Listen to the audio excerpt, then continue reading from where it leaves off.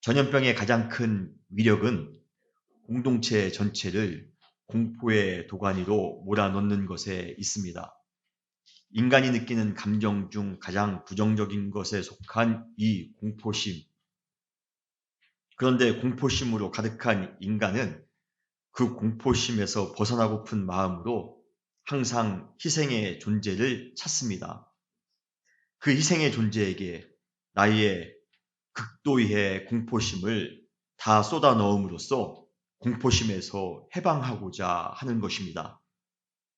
지난 일주일 사이에 대한민국의 상황이 많이 변했습니다.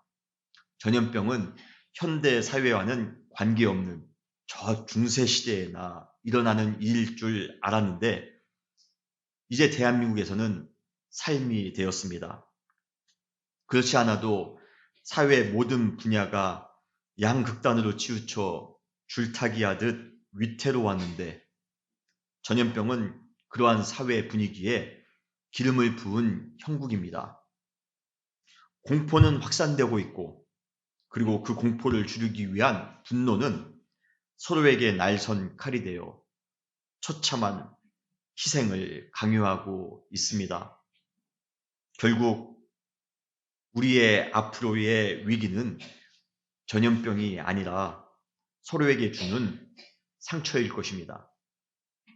그렇다면 예수님이라면 어떻게 하실까? 우리가 진정한 예수 그리스도의 제자들이라면 우리는 무엇을 해야 할까? 누군가를 희생시키고 누군가를 비판하는 것을 통해 나의 공포심을 극복하는 것? 만약에 우리가 그러한 삶을, 그러한 생각을 하고 있다면 우리는 지금 가장 본능에 충실한 삶을 살아가고 있는 것입니다. 그러나 그렇게 하는 대신 하나님 앞에서 나의 연약함을 발견하기 위해 노력하고 겸손히 십자가의 사랑으로 내가 먼저 희생하는 것을 통해 우리는 이 위기를 기회로 만들어 가야 되지 않을까요? 갑자기 우리 앞에 닥친 고난 속에서 참 고난이라는 설교는 매우 적절한 주제가 아닐까 싶습니다. 믿음과 사랑으로 고난을 슬기롭게 이겨나가는 우리 은혜교회 사랑하는 모든 성도님들이 되시기를 주님의 이름으로 축원합니다. 지난주 우리는 욥이 겪은 7가지의 고난의 종류와 하나님께서 우리 성도들에게 고난을 주시는 이유에 대해서 함께 살펴보았습니다. 우리에게 고난이 찾아오는 이유는 2가지입니다. 첫째로 우리가 하나님만을 의지하며 살아가도록 하기 위해서입니다. 그리고 2번째는 교만하지 않고 겸손히 낮은 마음으로 살도록 하기 위해서라고 제가 여러분들에게 말씀을 드렸습니다. 그러면 이제부터는 본격적으로 고난을 극복하기 위한 방법, 3가지의 방법에 대해서 함께 나누어 보기를 원합니다. 과연 우리는 어떻게 해야지 고난을 극복할 수 있을 것인가? 아마 지금 여러 가지 어려움을 겪고 있는 분이 우리 가운데 계시다라면 최고의 관심사항이 아닐까 싶습니다. 여러분 오늘 말씀을 통하여 우리가 또 한번 고난을 극복하며 살아가는, 그래서 참 고난 가운데 하나님의 은혜로 더불어 살아가시는 여러분 되시기를 주님의 이름으로 축원합니다. 첫 번째 우리가 고난을 극복하기 위한 방법으로 우리는 소망을 가져야 합니다. 우리가 고난을 극복하기 위해 필요한 것은 소망입니다. 로마서 5장 3절에 보면 환난 중에도 즐거워하나니 라고 말씀하고 있습니다. 그리고 야고보서 1장 2절에 보면 내 형제들아 너희가 여러 가지 시험을 당하거든 온전히 기쁘게 여기라 라고 권면하고 있습니다. 환난 중에도 즐거워하라고요? 시험을 당하거든 온전히 기쁘게 여기라고요? 이 말씀들 참 역설적이지 않습니까? 환난 중에 아파해야죠. 고난 중에 낙심해야죠. 이것이 우리 인간의 본래의 감정 아니겠습니까? 그런데 환난 중에, 고난 중에, 괴로움 중에 즐거워해야 한다는 것이 어쩌면 인간적으로 참 이해하기 힘든 표현이 아닐 수가 없습니다. 그런데 우리 성도들이 환난 중에도 즐거워하며 기뻐할 수 있는 이유가 있습니다. 그 이유가 로마서 5장 4절에 이어서 나옵니다. 로마서 5장 3절로 4절, 우리가 환난 중에도 즐거워하나니 이는 환난이 인내를, 인내가 연단을, 연단은 소망을 이루는 줄 알미로라. 할렐루야. 이유는 무엇입니까? 환난이 인내를 만들어내고, 인내가 연단을 만들어내고, 연단이 소망을 만들어주기 때문입니다. 인간적으로 환난을 통해서 우리가 기뻐하기가 힘듭니다.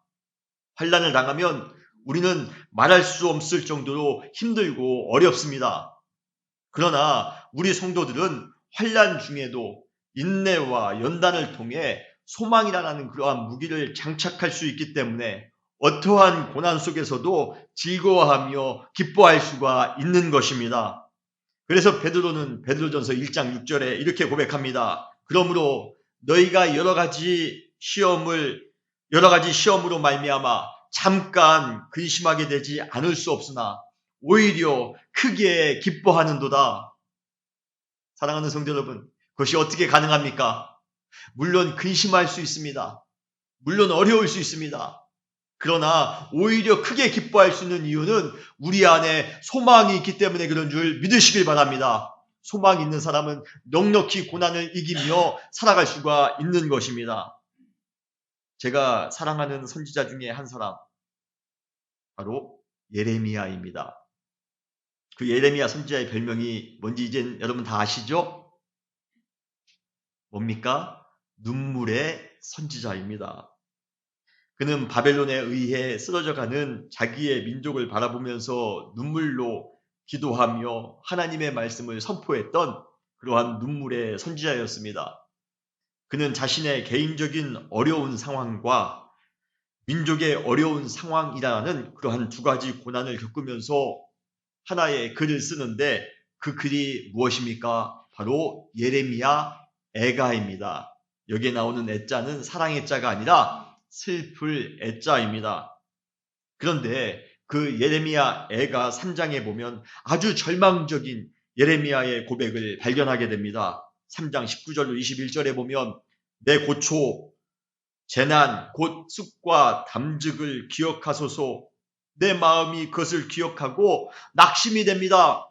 하나님, 내가 내 어려움과 고난을 바라보았을 때 주님, 저는 인간이기 때문에, 저는 연약한 인간이기 때문에 항상 낙심이 됩니다. 항상 근심이 됩니다. 항상 마음이 불편합니다. 그런데 반전이 생겼습니다. 중심에 깊이 회상하더니 그때 무엇이 우리 가운데 있다라고 지금 말씀하고 있습니까? 바로 소망이 있다라고 말하고 있습니다. 이것을 내가 내 마음에 담아 두었더니 그것이 오히려 나의 소망이 되었사옴은. 우리의 마음속에 근심도 있었습니다. 낙심도 있었습니다. 그런데 내 마음 가운데 또 무엇이 넘쳐납니까? 소망이 넘쳐납니다. 예레미야는 여러 고난으로 인해 큰 아픔을 겪었지만 그래도 그는 그것을 극복할 수 있을 것이라는 그러한 믿음을 가지고 있었습니다. 성실하신 하나님께서 매일 아침마다 새로운 자비와 긍휼을 공급해 주실 것이라는 그러한 소망을 가지고 있었기 때문에 그는 그 혹독한 고난 속에서도 넉넉히 이기며 살아갈 수 있었던 것입니다. 여러분, 그러한 소망을 여러분 마음 가운데 품으며 살아가시는 우리 사랑하는 성도님들 되시기를 주님의 이름으로 축원합니다. 그런데 소망을 가져야 한다고 하니 그 소망이 무엇인지 좀 막막하시죠? 우리는 어떠한 소망을 가져야 합니까? 그것은 바로 하나님의 나라, 본향을 사모하는 그러한 소망입니다. 우리가 지금 이 세상에서 많은 환난과 고난을 당하며 살아갑니다. 어느 때는 의를 위하여 핍박을 당하며 살아가는 경우도 있습니다. 그래도 이겨낼 수 있는 이유는 본향을 소망하는 마음이 우리 안에 있기 때문에 그렇습니다. 본향을 소망하는 마음이 있으면 우리는 이 세상에서 이 현실 가운데 살아가면서 순간순간마다 좀 어렵고 힘들어도 그 어려움과 괴로움을 극복해낼 수가 있는 것입니다. 여러분, 군대 가면 쫄병들이 얼마나 힘듭니까? 그런데도 그 쫄병들이 힘든 군대 생활을 하면서도 그 어려움을 이겨낼 수 있는 이유가 무엇입니까? 제대에 대한 소망이 있기 때문에 그렇습니다. 언젠가는 제대할 것이라는 소망을 가지고 있기 때문에 그들은 그 힘든 훈련 생활을 이겨낼 수가 있는 것입니다. 우리 모두도 마찬가지입니다. 힘들고 어렵지만 소망이 있는 사람은 넉넉히 이겨낼 수가 있습니다. 그렇다면 우리의 본향, 우리의 소망인 우리의 본향은 어디입니까? 우리의 진정한 본향은 바로 하나님의 나라인 줄 믿으시길 바랍니다. 히브리서 11장 16절에 더 나은 본향을 사모하니 곧 어디에 있습니까? 하늘에 있는 것이라. 본향은 어디입니까? 바로 하나님의 나라 천국입니다. 그렇다면 하나님의 나라 천국은 어떠한 곳입니까? 계시록 21장 4절에 나옵니다. 모든 눈물을 그 눈에서 닦아주시니 다시는 사망이 없고 애통하는 것이나 곡하는 것이나 아픈 것이 다시 있지 아니하리니 처음 것들이 다 지나갔음이로라. 새하늘과 새 땅, 하나님의 나라가 우리 가운데 도래하니 눈물도 닦아주십니다. 사망도 없습니다. 여러분, 우리가 그러한 하나님의 나라를 소망하며 살아간다면 우리는 이 현실 가운데 어려움을 이기며 살아갈 수가 있는 것입니다. 고난이 우리 가운데 찾아와 우리를 아무리 힘들게 하며 어렵게 한다 할지라도 소망이 있습니까? 그러면 되는 것입니다.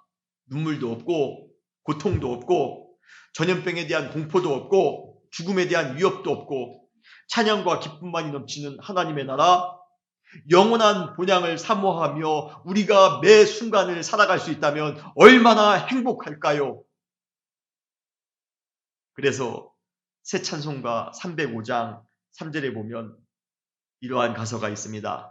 이제껏 내가 산 것도 주님의 은혜라. 또 나를 장차 본향에 인도해 주시리.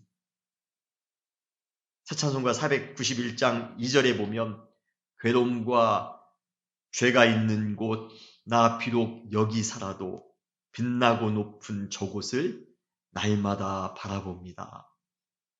여러분, 우리의 시선을 땅에 두지 마시고 이 세상의 것에 우리가 마음을 두지 마시고 본향을 향하여 우리의 눈을 바라보시기를 바랍니다. 믿음으로 하나님의 나라를 소망하며 살아가시기를 바랍니다.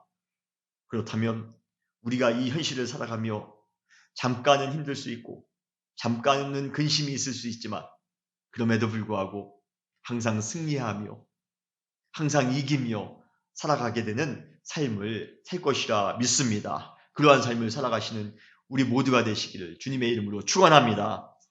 고난을 극복하는 두 번째 방법은 자족하는 마음을 가져야 합니다. 우리는 하나님의 능력에 대해 착각하는 경우가 종종 있습니다.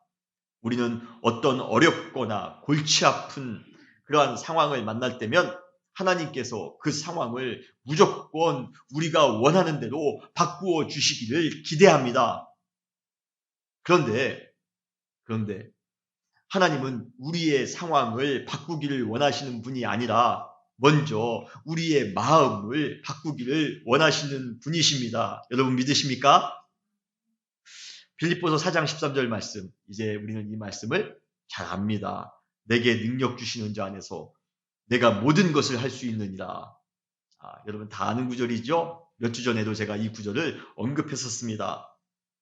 그런데 유감스럽게도 우리가 이 구절을 잘못 이해하거나 오용하는 경우가 참 많이 있습니다. 우리는 이 구절에 나오는 능력이라는 단어를 초자연적인 능력을 행할 수 있는 그러한 기적을 행할 수 있는 능력, 슈퍼맨과 같은 능력, 우리의 환경을 바꿀 수 있는 신비한 능력으로만 이해합니다. 그래서 우리는 어렵고 힘든 상황에만 처하면 무조건 이 말씀을 마법의 주술처럼 우리가 인용합니다. 사용합니다. 우리가 병들었을 때에, 또는 우리가 사업에 실패할 때에, 진로에 큰 문제가 생겼을 때에, 그러한 모든 상황들을 하나님께서 그러한 강력한 능력을 주셔서 갑자기 모든 것을 바꾸어 주실 수 있는 것처럼 우리는 이 말씀을 인용할 때가 많이 있습니다. 마치 이 말씀에 나오는 하나님의 능력이 도깨비, 방망이나 되는 것처럼 말입니다. 그러나 빌립보서 4장을 잘 연구해 보면 이 13절에 나오는 그 능력이 그러한 의미가 아님을 분명히 알 수가 있습니다.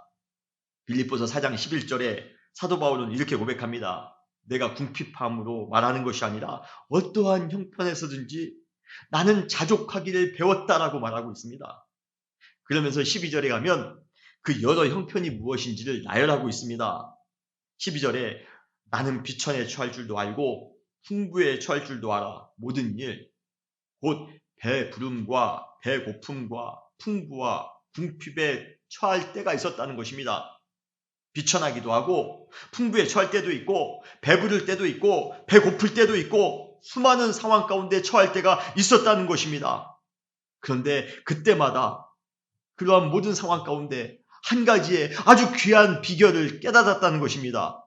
그 비결이 무엇입니까? 바로 13절에 나옵니다. 내게 능력 주시는 자 안에서 내가 모든 것을 할 수 있다는 것입니다.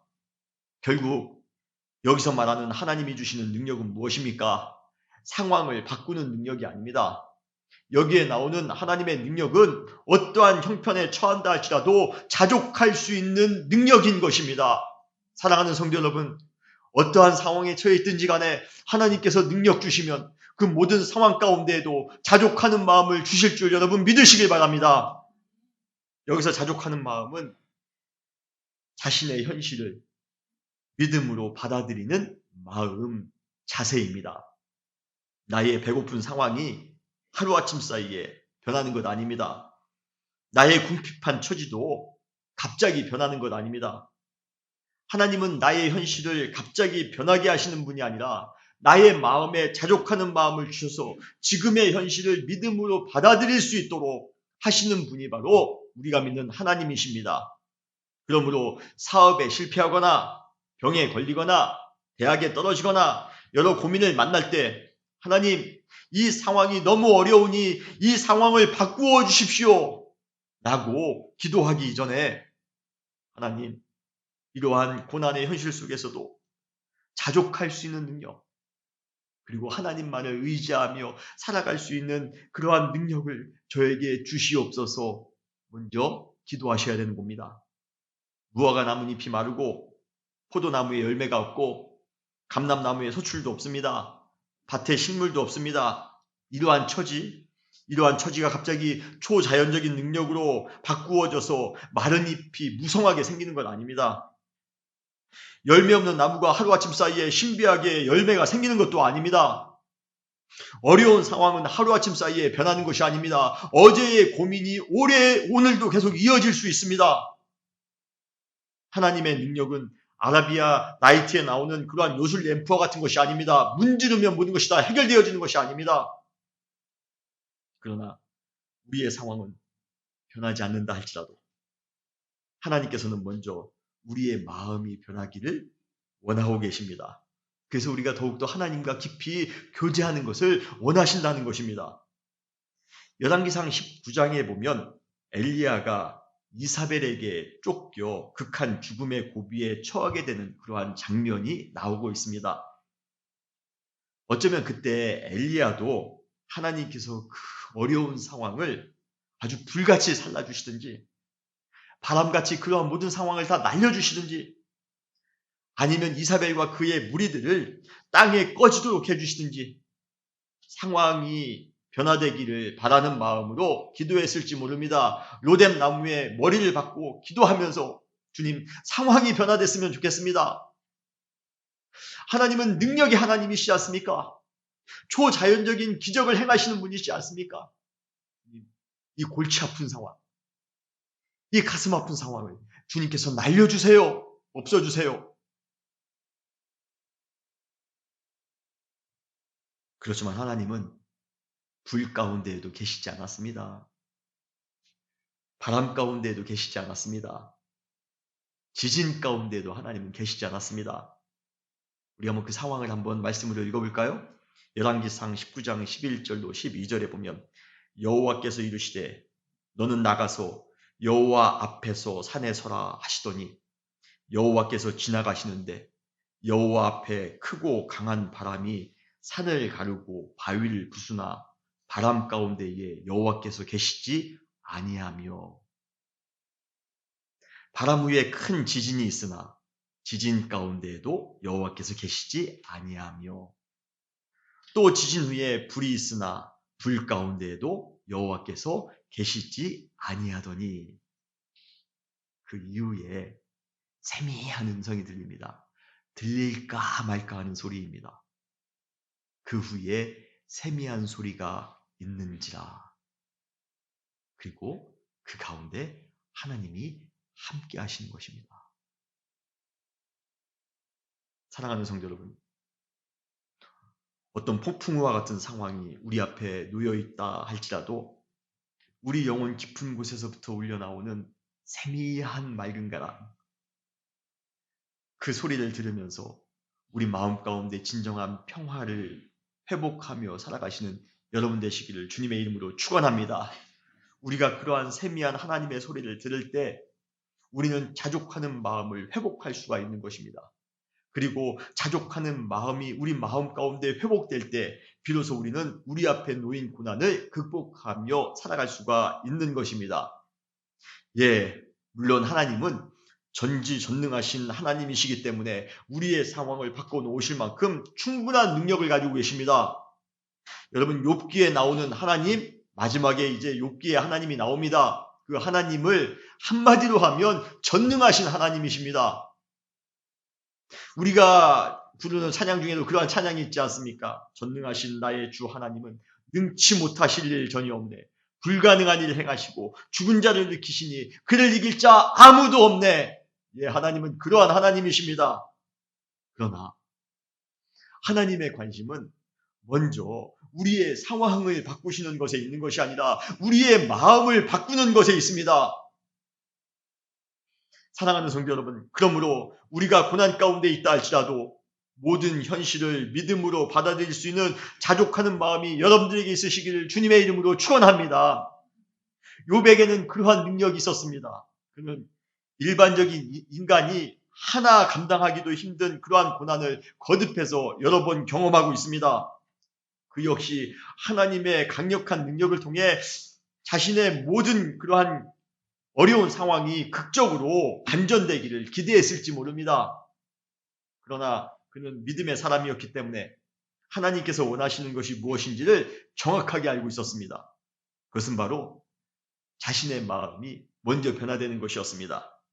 그래서 그가 이렇게 고백합니다. 오늘 본문 욥기 1장 21절에 내가 모태에서 알몸으로 나왔사온즉 또한 알몸이 그리로 돌아가올지라 주신 이도 여호와시요 거두신 이도 여호와시니 여호와의 이름이 찬송을 받으실지니이다 라고 고백하고 있습니다. 이 구절은 욥 자신이 풍부한 삶을 살아갈 때도 그러나 반대로 자신의 삶이 아주 저주와 같은 삶으로 변한다 할지라도 자신은 한결같이 모든 상황을 믿음으로 받아들이며 살겠다라는 그러한 의미가 이 구절에 포함되어져 있습니다. 결국 그는 상황에 따라 갈등하며 살았던 것이 아니라 어떠한 상황 속에서도 자족하는 능력을 주시는 하나님만을 찬양하며 살아갔던 것입니다. 주신 분도 주님이십니다. 가져가시는 분도 주님이십니다. 저는 그냥 믿음으로 주님만 찬양하며 살겠습니다. 여러분, 우리에게 이러한 믿음의 고백이 있어야 하지 않을까요? 우리 역시 욥처럼 고난의 상황 속에서도 두려움에 끌려다니는 인생이 아니라 자족하는 마음으로 현실을 받아들이는 능력이 우리 모두에게 임하시기를 주님의 이름으로 축원합니다. 놀라운 것은 우리가 그러한 삶을 살아갈 때 현실을 받아들이며 자족하는 마음을 가지고 살아갈 때 비로소 현실을 바꿀 수 있는 능력이 우리의 삶 가운데 동원되어진다는 것입니다. 여러분 믿으십니까? 여러분 순서를 정확하게 하시기 바랍니다. 상황이 바뀌어지면 제가 주님을 믿겠습니다가 아닙니다. 주님, 제가 주님을 어떠한 상황 가운데도 믿으며 살겠습니다. 그러한 고백을 가지고 있을 때 주님께서 모든 것들을 다 변화시켜 주심을 믿으시길 바랍니다. 주님의 나라와 주님의 의를 구하라. 그리하면 이 모든 것을 더하여 주시리라. 우선순위입니다. 고난의 순간 가운데는 우선순위가 중요합니다.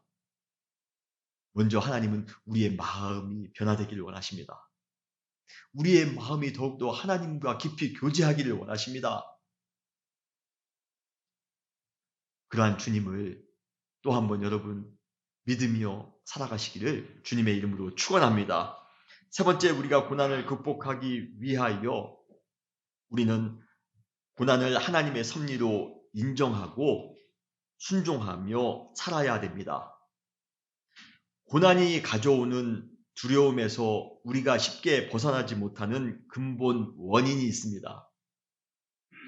그것은 바로 우리가 고난 그 자체만을 바라볼 줄 알았지 그 고난을 다루시는 하나님의 그 섭리, 손길과 그 고난 속에 담겨져 있는 하나님의 깊은 계획을 보지 못하기 때문에 그렇습니다. 사랑하는 성도 여러분, 절대로 의미 없는 고난은 없습니다. 우리에게 닥친 고난 하나하나를 깊이 묵상한다면 우리는 그 속에 하나님의 깊은 계획이 담겨져 있다는 사실을 발견하게 될 것입니다.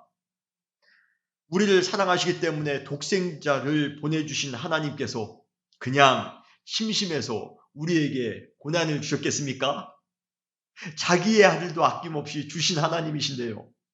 우리에게 그냥 무조건 고통을 주실 리가 있겠습니까? 절대로 그렇지 않습니다. 하나님께서는 우리에게 고난을 주시는 분명한 이유와 섭리가 있습니다. 우리가 그 이유와 섭리를 우리의 삶 가운데, 우리의 현실 가운데 발견할 수 있는 것은 가장 큰 신앙의 축복인 것입니다. 여러분, 그러한 축복이 여러분들에게 있으시기를 주님의 이름으로 축원합니다. 우리는 하나님의 섭리와 하나님의 계획을 우리의 입장이나 우리의 이해관계 속에서 일방적으로 판단하려는 이상한 습관을 가지고 있습니다.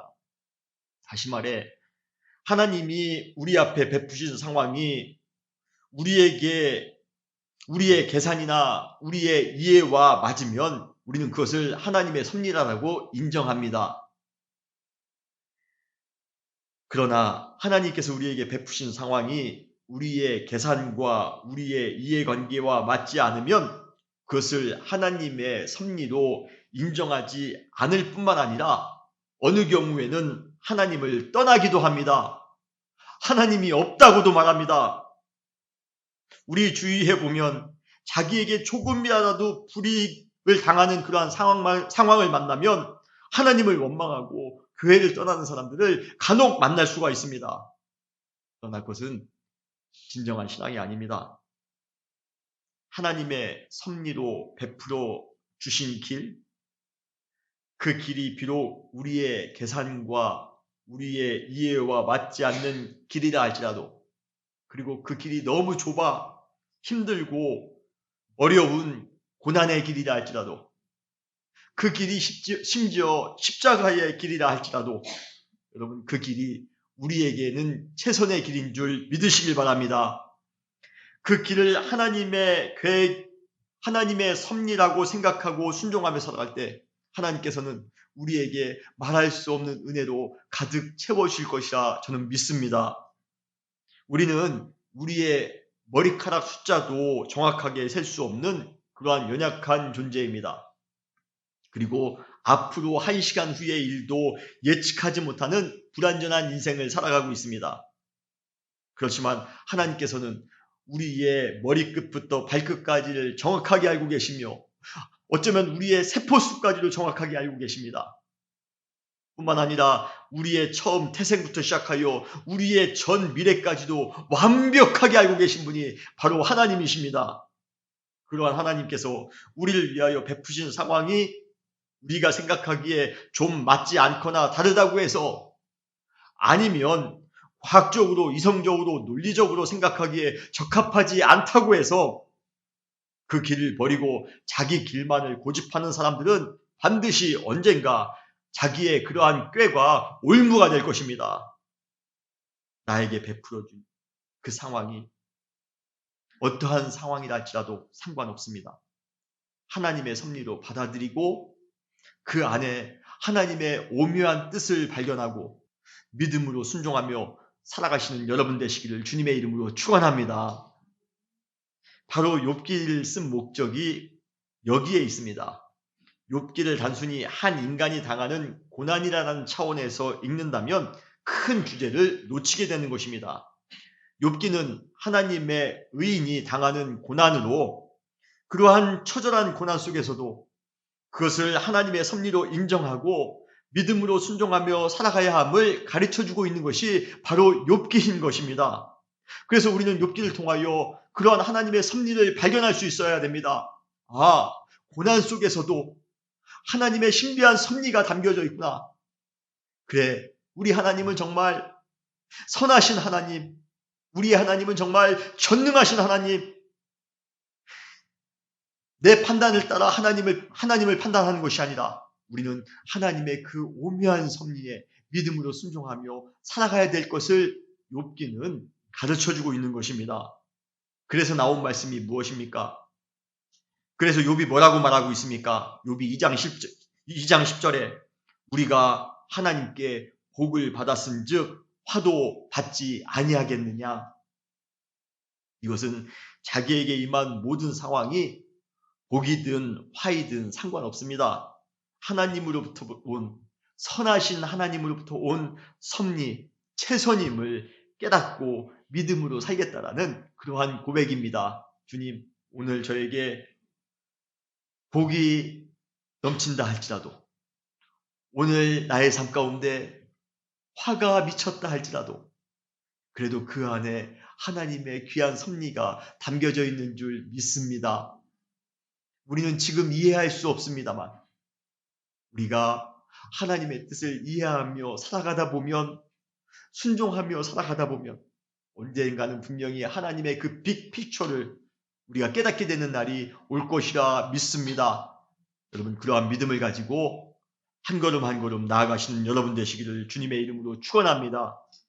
기쁨과 평안 속에서 하나님의 섭리를 찾는 것은 너무도 쉽습니다. 그러나 고난과 환난 가운데 하나님의 뜻을 발견하며 살아가는 것은 너무도 어렵습니다. 그런데 고난과 환난의 상황 속에서도 우리가 하나님의 섭리를 깨닫고 순종하기 위하여 우리에게 필요한 것이 한 가지가 있습니다.